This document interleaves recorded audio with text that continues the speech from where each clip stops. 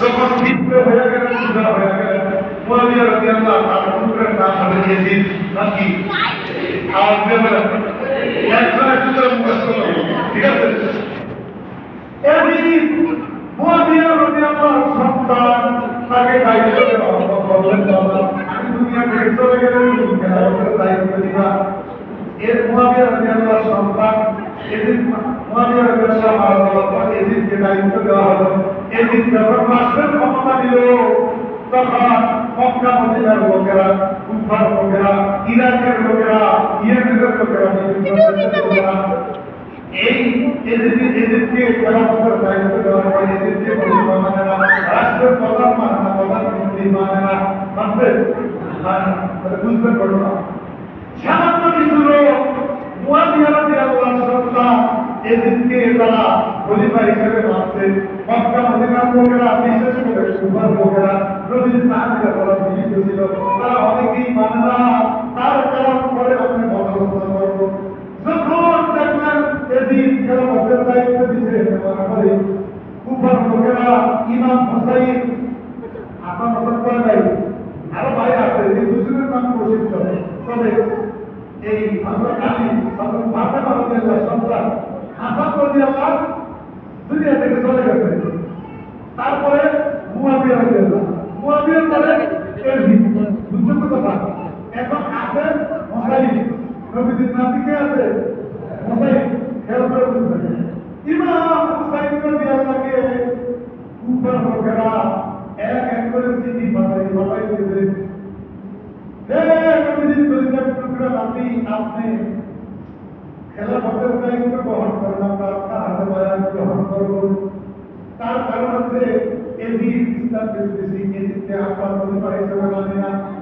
এক এক করে অনেক অসংখ্য অগণিত চিঠি ইমাম হুসাইন রাদিয়াল্লাহু কাছে কুফা থেকে আসতে শুরু করলো। ইমাম হুসাইন রাদিয়াল্লাহু যখন দেখলেন কুফা থেকে হাজার হাজার চিঠি আসতেছে, তিনি কুফা যাওয়ার জন্য, কুফা আল্লাহ রাষ্ট্রের দায়িত্ব গ্রহণ করার জন্য সবাই তাকে খলিফা মানবে, সবাই ইমাম হুসাইনের হাতে বায়াত গ্রহণ করবে, ইয়াজিদের হাতে কেউ বায়াত গ্রহণ করবে না। ইমাম হুসাইন রাদিয়াল্লাহু তখন তিনি কুফার অবস্থা জানার জন্য মনোযোগের সাথে কথা বলে শুনেন, অন্যদিকে মনোযোগ দিবেন না। ইমাম হুসাইন রাদিয়াল্লাহু যখন দেখলেন কুফা থেকে চিঠি আসতেছে, কি আসতেছে? চিঠি দেওয়া বলতেছে, আপনি কুফায় আছেন, আমরা আপনাকে খলিফা মানব, আপনার হাতে বায়াত দেব, আপনাকে আমরা নবীর নাতি হিসাবে, হযরত আলী, হযরত ফাতেমার সন্তান হিসাবে আপনাকে আমরা মানতে চাই। আপনি খেলাফতের দায়িত্ব নেন, আপনি রাষ্ট্রের দায়িত্ব নিয়ে আমার সমাজের মধ্যে, দেশের মধ্যে কোরআন সুন্নাহর শাসন কায়েম করেন, নবীর রেখে দেওয়া ইসলাম আবার প্রতিষ্ঠিত করেন। আল্লাহু আকবার।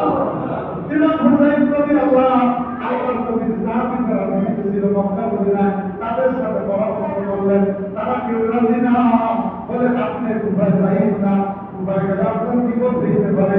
এইভাবে সবাই ইমাম হুসাইনকে বুঝাইলেন। ইমাম হুসাইন কি করলেন? তার একজন চাচাতো ভাইয়ের নাম হচ্ছে ইমাম মুসলিম। ইমাম মুসলিমকে কুফার অবস্থা দেখার জন্য আগে পাঠাইলেন। বলেন সুবহানাল্লাহ। মানে তিনি সেখানে যাওয়ার আগে চাচাতো ভাই, তো বুঝলেন, চাচাতো ভাই মানে চাচার ছেলে, তার নাম হলো ইমাম মুসলিম। বলে বুঝতে পারেন, ইমাম হুসাইনের চাচাতো ভাইয়ের নাম কি? ইমাম মুসলিম। বলে নাম কি? ইমাম মুসলিমকে পাঠাইলেন, বলে তুমি যাও কুফাতে আগে দেখো কুফার অবস্থা কেমন, তারপরে আমি যাইব। যেহেতু সাহাবীরা নিষেধ করছে আমরা যাই না, তাই সুতরাং আপনারা আমার সবাই বলতে হুজুর আপনি বদর মুজাফফরপুর যান, সেখানে একটা দাওয়াত আছে, আমার আলোচনা বলবো না যাই না, মারামারি চলতে আছে, অবরোধ দিয়ে গেছেন। আমি ভারতে পাঠাইলাম, অবস্থাটা একটু দেখানো প্রশ্ন করতে দাদা আমি যাবো, এরকম আর কি বিষয়টা হচ্ছে কথা।